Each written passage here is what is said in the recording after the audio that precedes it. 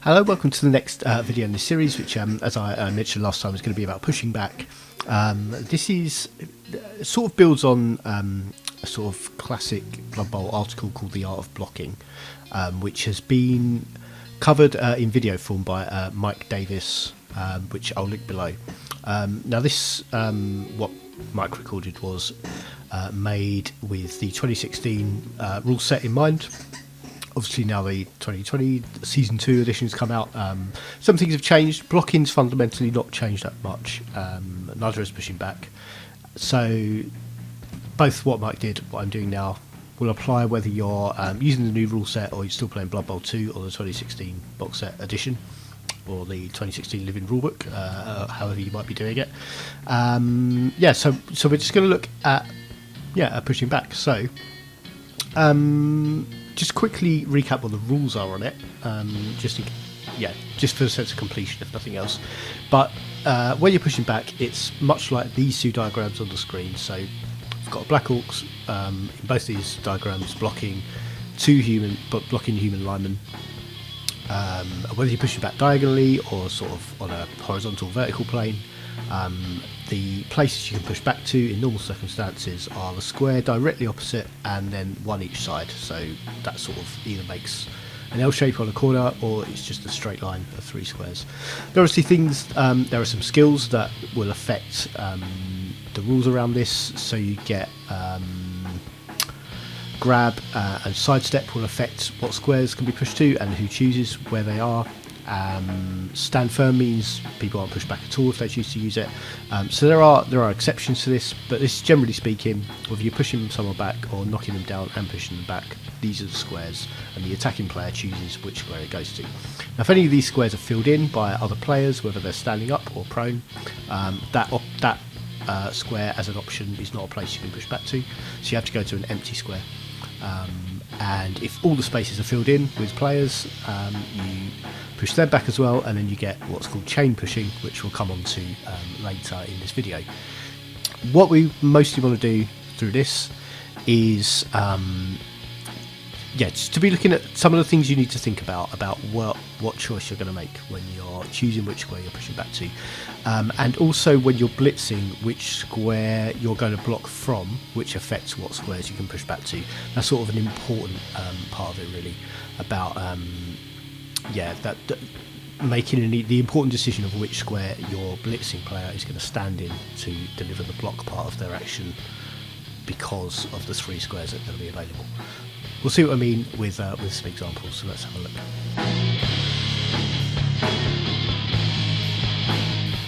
It's the first illustration we have to sort of show you what I sort of mean by this pushing back situation.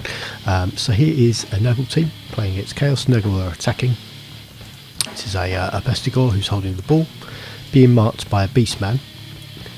This warrior is available to come blitz this Beastman to try and free up the as part of trying to free up this warrior, this Pestigore rather, who can move away. So there's this warrior too, who can try and push this warrior back.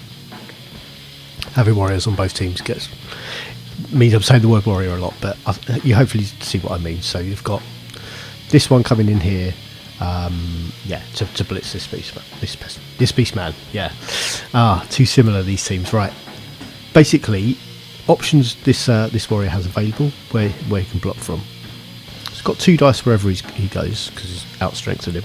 But he can go from here, or from here. This is the closest step, and I think if you just let the game choose for you, that's what it'd do. So if you clicked on this guy, double clicked on this one, it'd do a step there and blitz. But what we need to consider, and what I'm trying to illustrate, is the main concern is what happens if you only get a pushback.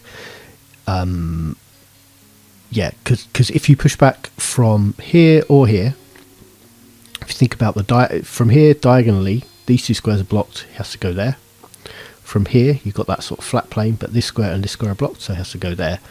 Either way, blitzing from here and only getting a pushback is going to be no good, because the only option available is to still be marking this Pestigore, meaning you're going to have to dodge with the Pestigore and get him away. So really, in this situation, the safest square to make your blitz from is step 1, and then from this square here. Then if you're stuck with a pushback, you push in the beastman there, then this warrior can clear away this one, and your pester guy who's carrying the ball is free to move forwards, and then you obviously protect him best you can later on.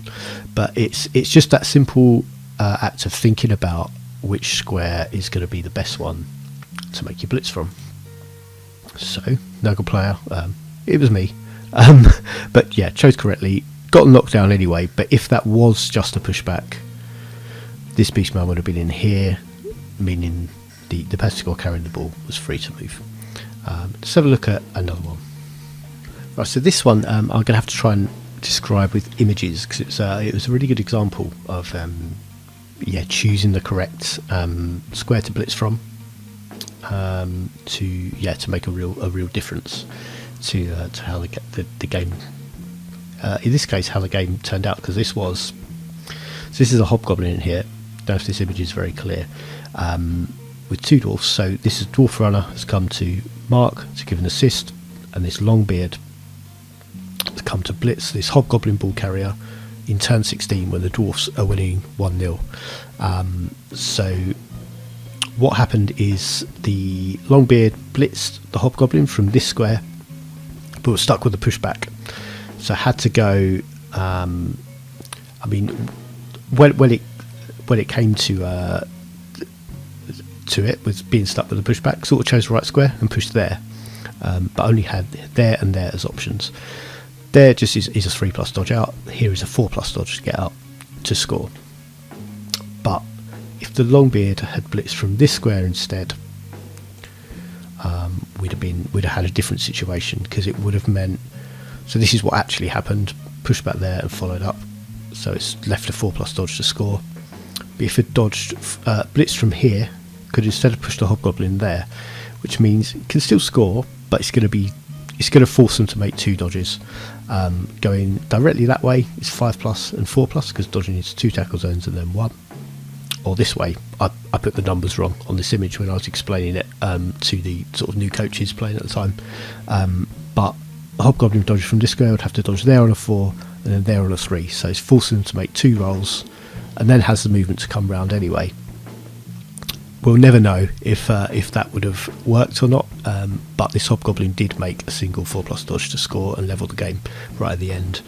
And yeah, but just that choice of, had they blitzed from there instead, this square would have been available, which would have forced 2 dodges on the hobgoblin. And it's just that slight bit of thinking ahead about, what if I only get a pushback, what's going to happen, and yeah, making sure you've got that sort of those different options and what they can mean, can just make quite a bit of difference.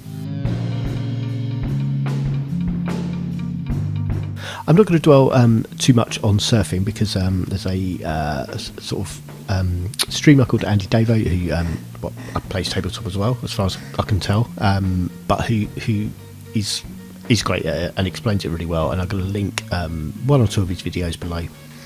Go and have a look at those, because it's better explanation than what I'm doing.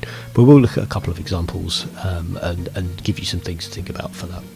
Right, so surfing, crowd surfing, is so the act of pushing a player off the pitch, and in Blood Bowl, if a player gets pushed off the pitch, it is a free injury roll as the crowd beat them up. So it's not a good way of getting your players experience, but it is a good way of getting players off the pitch for at least the next drive. And yeah, it's why it's dangerous standing against the side of the pitch here. So the Chaos team's turn here, playing at Orcs. This blitzer, who's marking the ball carrier, kind of has to go. So this warrior will be available to put a 2 dice block down on this blitzer. But at the moment, because this square is available, this any pushback or knockdown means it's going to have to stand there. So what you need to do when you're trying to get into a position where you can push players off the pitch is fill in the gaps around them. Obviously, if the warrior was here, or the orc was where this beastman is, all of the available pushback spaces are off the pitch, so they just go off.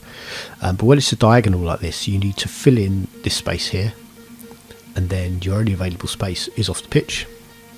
And that's what the Chaos Coach, again, this is me, but it's what's done here specifically for that reason. So then standing these players up means this lineman can't assist. and yeah, we get a knockdown pushback. Means the blitzer's off the pitch and he's knocked out into the bargain.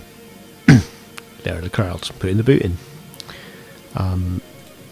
Yeah, so it's quite straightforward, but it's just a thing to look out for, opportunities to look out for.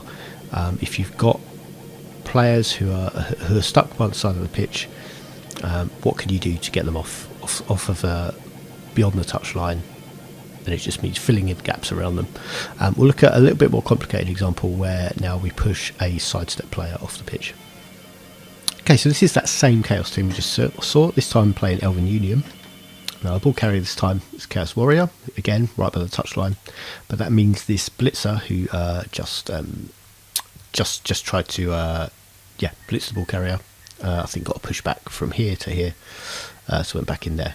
Now obviously I want to hit this this blitzer, because they have sidestep. They're going to have a choice of going either there or there. If I only get a pushback, or if I knock them down, they can go there or there. Obviously I don't want them there because they're still marking by ball carrier, and it's going to be this beastman who does the hit. So to get them off the pitch with sidestep, you've got to make sure they've got no other options at all. So that means filling in this space and filling in this space. There's plenty of sort of opportunity to do that. Yeah, so you can probably spot it already. If you can't, maybe give it a pause, look at it for a bit, see if you can work it out. But I'm just going to run it on, and you can see what happened to get this blitzer off the pitch. So it's quite straightforward. It's just moving a player in there, but then we can get this player down. Just a pushback here would have done the same job. So knocking them over is better. And now this beastman is free to hit this blitzer. Just a pushback, but can't sidestep anywhere on the pitch, so it has to go off. So it's a matter of preparing, sort of basically preparing what you've got around. So filling in the gaps to make sure you can get the push off the pitch. But the ball carrier is now free to move away. Went on to score next turn.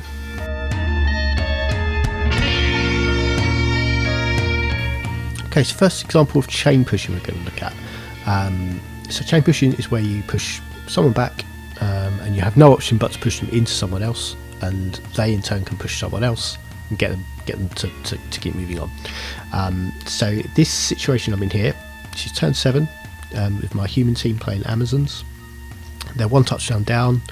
I'm feeling like I've kind of got to score this turn, or I'm not going to score before half time because this catcher is quite penned in here. But in this situation he can't reach, and also I wonder if we can get the tackle zones up. It would be good if we could.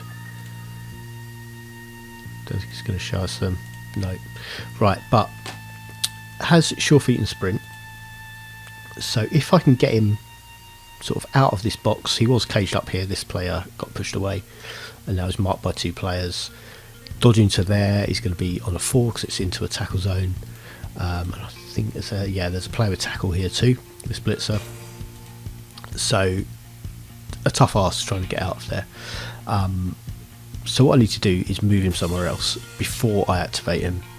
Because if I can get him there, he can dodge out this way and go round, and he's got the movement. With movement 8, sprint and sure feet. Sure feet is given a reroll on the extra 3 squares, but he can reach the end zone this turn. So I've got to move him. I've got this blitzer over here who can come in, push into the catcher, gets him into that square. Now from here I've just got enough movement to go 1, 2, 3, 4, 5, 6, 7, 8. Go for it, go for it, go for it. So needs to dodge out there on a 3.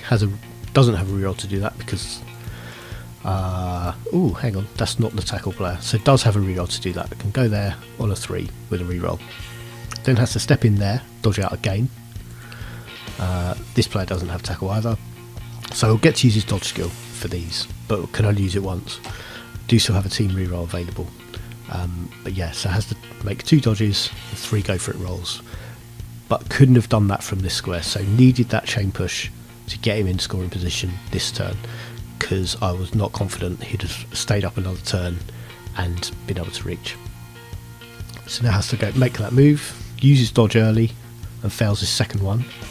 Have to use a team reroll and gets it off. All three go for it to make it. So that's, yeah, touchdown assisted by using that chain push just to get him just close enough to the end zone to be able to run it in. Well, this is the Chaos and Orcs match we saw a little bit of earlier. This is back in the first half where the Orcs are attacking. So they have Thrower holding the ball here, pretty safe. There's no getting in at him.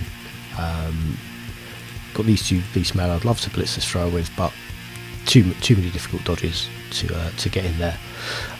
But what I can do is make him available with a chain push. Now, yeah, have a little pause, see.